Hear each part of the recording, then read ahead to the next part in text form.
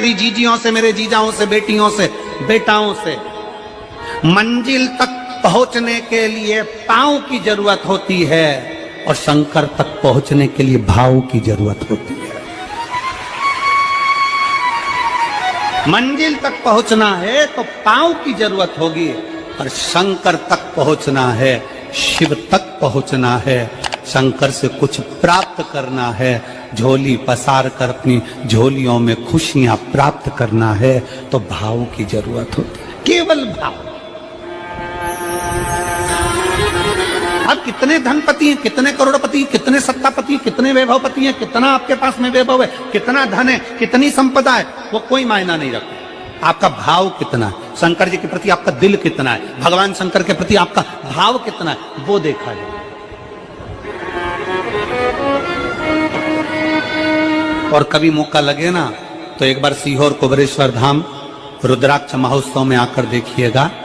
हीरे की चूड़ियां पहनने वाली मेरी जीजियां, जिनके घर में 10-10 नौकर काम करते हैं, वो भी कुबेरेश्वर धाम में बर्तन मांजने की सेवा करती हैं, आकर सेवा में लगी रहती हैं, भोजन बनाने की सेवा करती हैं। जिनके घर में 10 नौकर लगे हैं वो कुबेरेश्वर धाम में आकर बाबा की सेवा में लगती हैं। उनसे पूछो कि तुम क्यों सेवा करती हो, उनसे पूछो कि तुम यहाँ आकर क्यों करती हो सेवा, तो वो कहती हैं हम साल में एक बार बाबा के धाम आते हैं और कुबेरेश्वर बाबा के यहाँ आकर सेवा कर कर जाते हैं। साल भर कुबेर भंडारी इतना देता है कि हमारी सेवा के लिए 10 नौकर लाकर खड़ा कर देता है। ये उसकी कृपा, ये उसकी उदारता, ये उसकी दया। शंकर भगवान ने पूछा कौन सा रूप, तो कि जो मैं बचपन में भजती थी, जो मैं बचपन में भजती थी, जिसको मैंने बचपन में दर्शन किए हैं, छोटा सा शिवलिंग, छोटा सा शिवलिंग, ठीक है, छोटा सा शिवलिंग का रूप शंकर भगवान रखने को तैयार है, ठीक है। शिवजी ने पूछा कि मुझे उठाएगा कौन। पार्वती जी मुस्कुरा कर कहती हैं सुनो भोलेनाथ, आप अगर अपने असली स्वरूप में बैठते हो ना तो दुनिया का कोई तुम्हें तिल भर नहीं हिला सकता, पर जब तुम छोटे से शिवलिंग के स्वरूप में हो जाते हो तो कोई बच्चा भी तुम्हें गोदी में ले लेता है, क्योंकि वो आपको भोला मानता है, वो आपको भोला मानता है, वो आपको भोला समझता है, सरल सहज।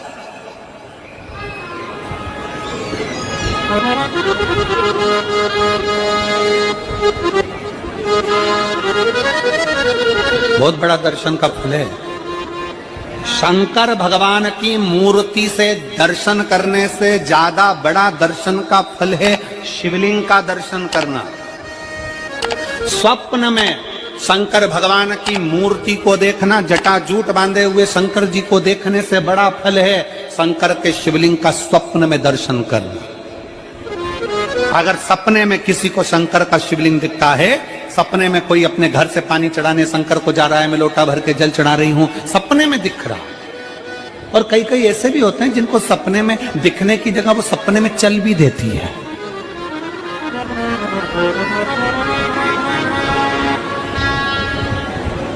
महाराष्ट्र में कथा थी तो वहां एक पत्र आया था, एक भाई ने लिखा था मेरी पत्नी से मैं बहुत परेशान हो गया हूं।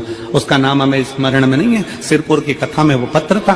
तो उसने लिखा मैं अपनी पत्नी से परेशान हो गया हूं। तो उससे हमने एकांत में बुलाकर पूछा भाई ऐसा क्या हो गया, बता तू क्या हुआ। उसका फोन नंबर था, उसको फोन लगवाया, पूछा क्यों परेशान हो गया। उसने कहा मेरी पत्नी रात को चिल्लाती है, बोलबम का नारा है बाबा एक सहारा। कभी कभी सपने में बैठकर चिल्लाती रहती है, ऐसे बैठ जाएगी और चिल्लाएगी श्री शिवाय नमस्ते, श्री शिवाय नमस्ते।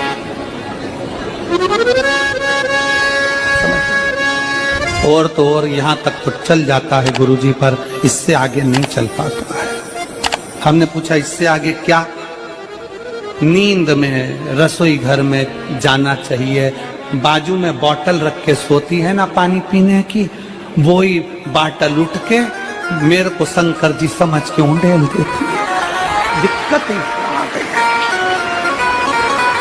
नजदीक तक यहां तक भी चल जाएगा कि श्री शिवाय नमस्तुभ्यम जपे, और ये भी चल जाएगा कि बोल बम का नारा है और बाबा है, पर ये नहीं चलेगा कि वो पानी की बोतल ठंड में मेरे ऊपर डाल दे उनके लिए। हमने कहा तू कल अपनी धर्म पत्नी को लेकर आना। उसकी पत्नी आई, आंखों से उसके नीर बह रहा था, जल, आंखों से जल बह रहा था। जैसे आज गाड़ी चलाकर लेकर आने वाले जो भाई थे, अब कमल जी आपने किसको भेजा था हमें नहीं मालूम, जो गाड़ी चलाकर आज लेकर आए थे हमको लेकर, उनकी आंखों में जल भरा हुआ था। वो कह रहे थे जब पहले गुड़ियारी में कथा थी, सबसे आखिरी में बैठकर कथा सुनी थी, एक विनती करी थी बाबा से कि बाबा बस ऐसा कर देना। दूसरी कथा मैंने रायपुर के पास में जब हुई अमलेश्वर में, तब कथा के मध्य में बीच पंडाल में बीच में बैठकर सुनी थी। फिर वहां भी बाबा से एक विनती करी थी, और आज मेरे बाबा ने ऐसी कृपा कर दी कि आपके नजदीक में बैठकर गाड़ी चलाकर यहां तक पहुंचा।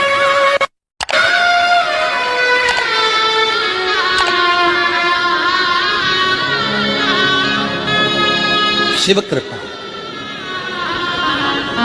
गाड़ी चलाते चलाते उनकी आंख में जल था, तो हमने उस दीदी से पूछा, जीजी तुम रो क्यों रही हो, ये बताओ रोने का कारण क्या है?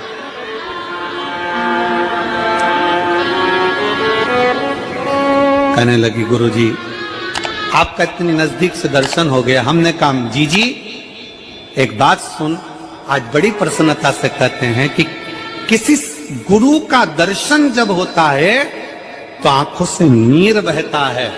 भगवान से प्रार्थना करना कि एक बार